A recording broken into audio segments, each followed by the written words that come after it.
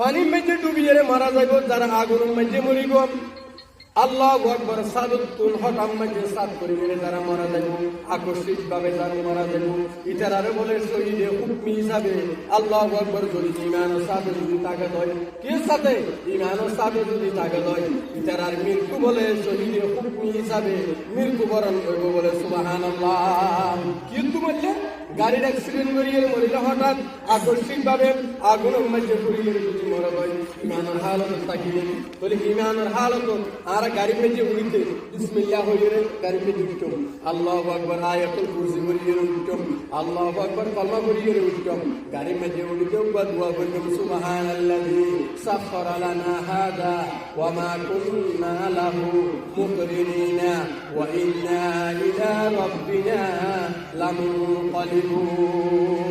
আইদিন ডাক লইতে দোয়াই হতো শুরু করিয়ে গাড়ির মধ্যে দোয়াই লিখি আর যারা নজানি এই ভোগ করিবেন কলমা করি উড়িবেন এখন মুখ অনক্ত মাধ্যই নজানি আবার দিও তোরে ওই মানুষইবার মত যাই অদ্ভুত যাইব যে অর্ধকম মাইতে যাইবা মারা যাইব এন জানে না।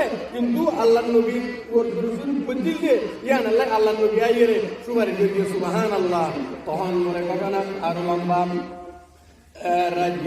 রাজ্যের কেন বিয়ে ফজরের মধ্যে বলে ওই হতে এখন হল টাকা মাঝে তখন করি তখন বলে আল্লাহু আকবার সাত দেন ফজর যাতে নাকি ওই সাত দে মানুষের শুকুর